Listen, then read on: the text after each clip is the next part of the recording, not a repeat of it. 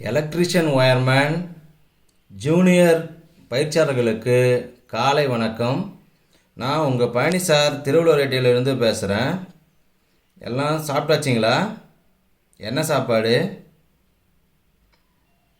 நமது principal sir ப்ரேயரில் அடிக்கடி சொல்கிறது போல் கோடை காலத்தில் அனைவரும் அசைவ உணவை விட்டுவிடுங்க. நமது அப்பா அம்மா கொடுக்கக்கூடிய எளிய உணவான தயிர் சாதம், பழைய சாதம், அது சாப்பாடை பார்த்தினா வெயில் காலத்தில் எல்லா ஸ்டூடெண்ட்டும் சாப்பிடலாம். நாம் இன்றைக்கு நமது தாளாளர் சுவாமி அவர்களின் விருப்பத்தின் பேரில் நம்ம ஒரு பாடத்தின் தலைப்பை பற்றி பார்க்க போகிறோம். இன்றைக்கி நம்ம பார்க்கக்கூடிய பாடத்தின் தலைப்பு பாலிஃபேஸ் சிஸ்டம். பாலிஃபேஸ் சிஸ்டம்னாக்கா ஒன்று அல்லது அதற்கு மேற்பட்ட ஃபேஸ்களை கொண்ட அமைப்பு பாலிஃபேஸ் சிஸ்டம் சொல்லுவாங்க. இந்த பாலிஃபேஸ் சிஸ்டம் பார்த்தீங்கன்னா சிங்கிள் ஃபேஸ் சப்ளையை விட பாலிஃபேஸ் சப்ளை மிகவும் சிறந்தது. ஏன்னாக்கா இதனுடைய பவர் நிலையாக இருக்கும். இதனுடைய 3 phase பவர் பார்த்தீங்கன்னாக்கா நிலையாக இருக்கும். அதே போல் இந்த 3 phaseல் ஏதாவது ஒரு ஃபேஸ் கட்டாகி போனாலும் இன்னொரு ஃபேஸ் நம்ம யூஸ் பண்ணி நம்ம சப்ளை கொடுக்கலாம். அதே போல் 3 phase சப்ளை பார்த்தோன்னாக்கா செல்ஃப் ஸ்டார்டிங். ஒரு மோட்டாருக்கு கனெக்ஷன் கொடுக்குறீங்கனாக்கா தானாக சுழலும். அடுத்தது நம்ம பார்க்க போகிறது 2 phase சிஸ்டம். 2 phase சிஸ்டம்ன்றது பார்த்தீங்கன்னாக்கா 2 காயில்கள் ஒன்றுக்கொன்று 90 டிகிரி கோண வித்தியாசத்தில் அமைச்சு ஒரு சீரான காந்தப்புலத்தில் சூழும்படி இருந்தால் 2 ஃபேஸ்லேயும் வோல்டேஜ் தூண்டப்படும் அமைப்பு. அதாவது ஒரு ஃபேஸில் தூண்டப்படக்கூடிய வோல்ட்டு 230 வோல்ட்டுன்னு நம்ம எடுத்துக்கினாக்கா total voltage √2 × 230 voltage total 325 volt வரும். அடுத்தது 3 phase சிஸ்டம். 3 phase சிஸ்டம்னாக்கா 3 ஃபேஸ், 3 காயில்கள் ஒன்றுக்கொன்று 120 டிகிரி கோண வித்தியாசத்தில் அமைச்சு நம்ம என்ன பண்ணுறோன்னு கேட்டீங்கன்னாக்கா இஎம்எஃப் தூண்டும்படி அமைக்கப்பட்டு இருக்கும். அந்த அமைப்புக்கு பேர் 3 phase சிஸ்டம். ஒரு ஃபேஸில் தூண்டப்படக்கூடிய வோல்டேஜ் 240 வோல்ட்டுனாக்கா 3 ஃபேஸ்லையும் தூண்டப்படக்கூடிய மொத்த வோல்டேஜ் √3 × 240 வோல்ட். √3 மதிப்பு உங்களுக்கு தெரியும், 1.732. அப்போ டோட்டல் வோல்டேஜ் 415 வோல்ட்டு. இதுதான் 3 phase வோல்டேஜ். அடுத்தது நம்ம பார்க்க போகிறது ஃபேஸ் சீக்வன்ஸ். ஃபேஸ் சீக்வன்ஸ்னால் ஒன்றும் கிடையாது. 3 phase சப்ளையில் அவனுடைய மேக்சிமம் பாயிண்ட்டும் மினிமம் பாயிண்ட் அளவானது அவனுடைய அடைகின்ற வரிசை ஃபேஸ் சீக்வன்ஸ்னு சொல்லுவோம். இது சப்ளை சைடில் RYBன்னு சொல்லுவோம், லோடு சைடில் UVWன்னு சொல்லுவோம்.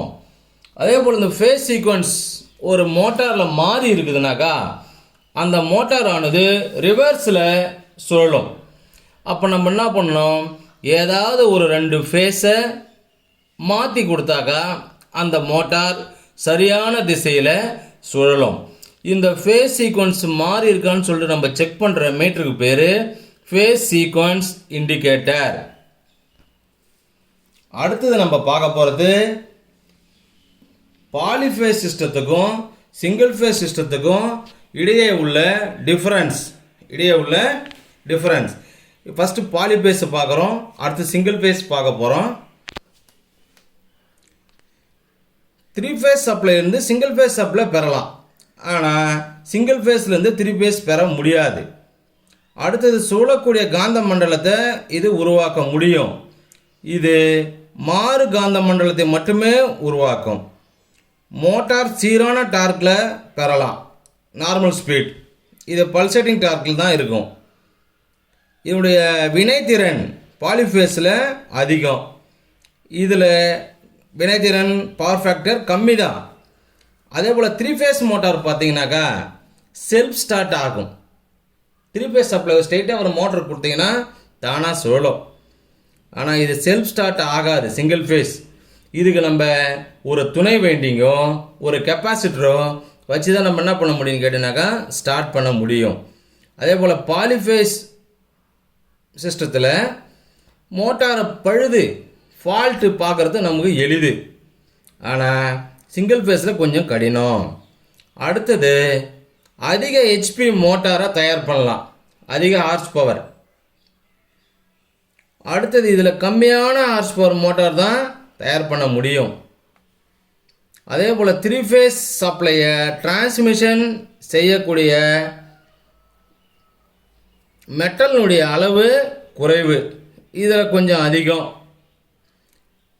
பாலிஃபேஸில் பவர் 0 ஆகாது, ஆனால் சிங்கிள் ஃபேஸில் பவர் 0 ஆகும். அடுத்தது நம்ம பார்க்க போகிறது fundamental terms of polyphase system. ஒன்றும் கிடையாது, ரொம்ப சிம்பிள் தான். இது பாருங்கள், R phase, Y phase, B phase, neutral, இதுதான் 3 ஃபேஸு. இதில் பார்த்தீங்கன்னாக்கா ஃபஸ்ட்டு நம்ம பார்க்க போகிறது ஃபேஸ் வோல்டேஜ் VPH. ஏதாவது ஒரு ஃபேஸுக்கும் நியூட்ரலுக்கும் இடைப்பட்ட வோல்டேஜ் தான் ஃபேஸ் வோல்டேஜ். புரியுதுங்களா? அடுத்தது ஃபேஸ் கரண்ட் IPH. ஏதாவது ஒரு ஃபேஸில் செல்லக்கூடிய கரண்ட் ஃபேஸ் கரண்ட். அடுத்தது லைன் வோல்டேஜ் VL. ஏதாவது 2 லைன்களுக்கு இடைப்பட்ட வோல்டேஜ் லைன் வோல்டேஜ் VL. அடுத்தது line current IL. Line current ILனாக்கா கவனிங்க, ஏதாவது 2 ஃபேஸ்களுக்கு இடைப்பட்ட current line current. Phase voltage, phase current, line voltage, line current. இது 4 ரொம்ப ரொம்ப முக்கியமானது. இது எக்ஸாமுக்கு ஏதாவது ஒன்று இதுலேருந்து கட்டாயமாக வரும், கொஞ்சம் கேர்ஃபுல்லாக பார்த்துங்க. அடுத்தது பேலன்ஸ்டு லோடு.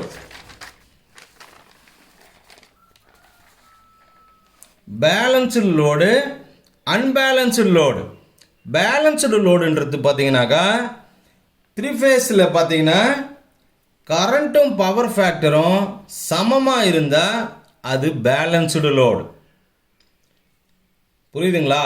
திரும்பவும் சொல்கிறேன், பேலன்ஸ்டு லோடுனா ஒரு 3 ஃபேஸ் சப்ளையில் கரண்ட்டும் பவர் ஃபேக்டரும் சமமாக இருக்கணும், அது பேலன்ஸ்டு லோடு.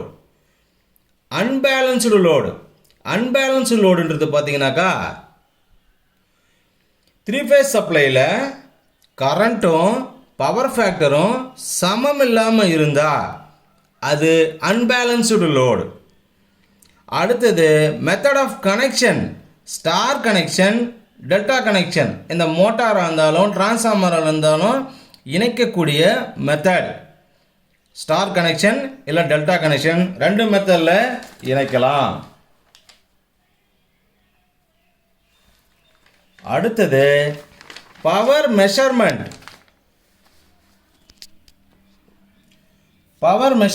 எப்படி நம்ம ஒரு 3 ஃபேஸ் பவரை நம்ம அளக்கலாம்? Single watt meter method, 1 watt meter method, 3 watt meter method, 2 watt meter method. ஃபஸ்ட்டில் நம்ம பார்க்க போகிறது 1 வாட் மீட்டர் மெத்தட் பார்ப்போம். இந்த 1 வாட் மீட்டர் மெத்தட் எங்கே யூஸ் பண்ணுறாங்க, பயன்படுத்துகிறாங்கனாக்கா ஸ்டார் இணைப்பு கொண்ட பேலன்ஸ்டு லோடில் மட்டும்தான் பயன்படுத்த முடியும். ஒரே 1 வாட் மீட்டர் மெத்தட். இதில் டோட்டல் பவர் பார்த்தீங்கன்னா இப்போ நம்ம ஒரு ஃபேஸில் 1 வாட் மீட்டர் மட்டும் போட்டுக்கிறோம். அப்போ நம்ம 3 ஃபேஸுக்கு வேணும்னாக்கா 3ஆல் பெருக்கிக்கணும். 1 வாட் மீட்டரில் காட்டக்கூடிய அளவை 3ஆல் பெருக்குனாக்கா 3 ஃபேஸ்னுடைய பவர் நமக்கு கிடைக்கும். அடுத்தது 3 watt meter method. 3 watt meter method பார்த்தீங்கன்னாக்கா ஸ்டார் மற்றும் டெல்டா இணைப்பு கொண்ட பேலன்ஸ்டு லோடுலையும் பயன்படுத்தலாம், அன்பேலன்ஸ்டு லோடுலையும் பயன்படுத்தலாம். ஏற்கனவே நான் சொன்னேன், பேலன்ஸ்டு லோடுன்றது பார்த்தீங்கன்னாக்கா ஒரு 3 ஃபேஸ் சப்ளையில் கரண்ட்டும் பவர் ஃபேக்டரும் சமமாக இருக்கணும். அன்பேலன்ஸ்டு லோடுன்னு பார்த்தீங்கன்னாக்கா ஒரு 3 ஃபேஸ் சப்ளையில் கரண்ட்டும் பவர் ஃபேக்டரும் சமம் இல்லாமல் இருக்கும். அது அன்பேலன்ஸ்டு லோடு. அப்போ இந்த 3 வாட் மீட்டர் மெத்தடில் பேலன்ஸ்டு அன்பேலன்ஸ்டு லோடில் இதை நம்ம என்ன பண்ணலாம், பயன்படுத்தலாம். இந்த 3 வாட் மீட்டர் மெத்தடில் மொத்த பவர் நமக்கு தேவைன்னா W1, W2, W3 இந்த 3 வாட் மீட்டர் காட்டக்கூடிய ரீடிங்கை கூட்டிக்கணும். அதுதான் பார்த்தீங்கன்னாக்கா 3 வாட் மீட்டர் மெத்தடில் பவர் அளக்கக்கூடிய ஃபார்முலா டோட்டல் பவர். அடுத்தது 2 watt meter method. 2 watt meter கொண்டு நம்ம 3 ஃபேஸ் பவரை எப்படி நம்ம அளக்கலாம். 2 வாட் மீட்டரில் பார்த்தோன்னா இது ஸ்டார் மற்றும் டெல்டா இணைப்பு கொண்ட பேலன்ஸ்டு மற்றும் அன்பேலன்ஸ்டு லோடை இது அளக்கிறதுக்கு பயன்படும் இந்த 2 வாட் மீட்டர் மெத்தட். இதில் டோட்டல் பவர் நமக்கு தேவைன்னா 2 வாட் மீட்டர் காட்டக்கூடிய அளவை நம்ம கூட்டிங்கனாக்கா கரெக்டாக வந்துடும்.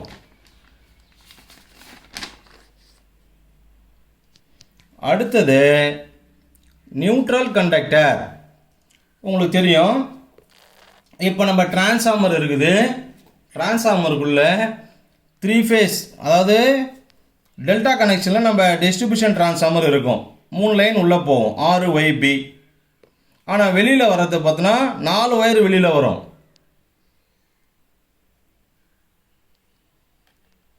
4 ஒயர் வெளியில் வரும். R neutral, YB. இந்த நியூட்ரல் நமக்கு எங்கேருந்து கிடைக்குது, இந்த ஸ்டார் பாயிண்ட்லேருந்து கிடைக்கும். இந்த ஸ்டார் பாயிண்ட்லேருந்து கிடைக்கும். இப்போ இந்த இடத்துலேருந்து தான் நமக்கு நியூட்ரல் நமக்கு உற்பத்தி ஆகுது. அடுத்தது ஆர்டிஃபிஷியல் நியூட்ரல். ஆர்டிஃபிஷியல் நியூட்ரல்ன்றது பார்த்தீங்கன்னா இந்த படத்தை பாருங்கள். 3 லேம்பு போட்டிருக்கோம். ஒரு லேம்புக்கும் ஒரு சைடு ஒரு ஃபேஸ் L1, L2, L3 கொடுத்துட்டு மீதி 3ஐயும் இந்த ஸ்டார் இணைப்பில் இணைச்சிக்கிறோம். இது போல் இணைச்சாக்கா நமக்கு லேம்ப் எரியும். இந்த பாயிண்ட்டுக்கு பேர் தான் ஆர்டிஃபிஷியல் நியூட்ரல், செயற்கையான நியூட்ரல். அடுத்தது அப்படி இல்லைனாக்கா ஒரு 200 வாட்ஸ் லேம்ப் இருக்குது. 2 மாறுபட்ட ஃபேஸ் நம்ம கொடுத்தாலும் லேம்ப் எரியும். 2 மாறுபட்ட ஃபேஸில் லேம்ப்பு எரியும். அடுத்தது இந்த நியூட்ரல் கண்டக்டர். ஒரு கேபிள் நீங்கள் வாங்க போகிறீங்க. கேபிள் வாங்க போகும்போது நியூட்ரல் பார்த்தோன்னாக்கா, அதாவது 3 ஃபேஸ் கேபிள் வாங்குறீங்கனாக்கா 3 ஃபேஸுக்கும் 3 கண்டக்டர் இருக்கும். நியூட்ரல் கண்டக்டர் ஆஃப் இருந்தால் போகிறோம். 3.5 கோர் கேபிள், அது பேர் 3.5 கோர் கேபிள் வாங்கினா போகிறோம். அதாவது கண்டக்டரில் பாதி இருந்தால் போகிறோம் நியூட்ரல் கண்டக்டர். அதை போல் கேபிள் நம்ம செலெக்ஷன் பண்ணி வாங்கலாம்.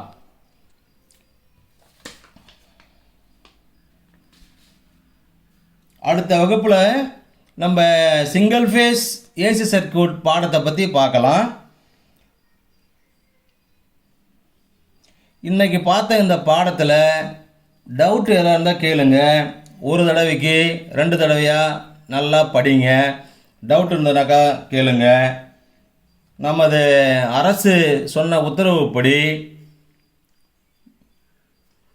விழித்திரு, தனித்திரு, வீட்டிலேயே இருந்து பாட புத்தகத்தை படித்து கொண்டு இரு. நன்றி, வணக்கம்.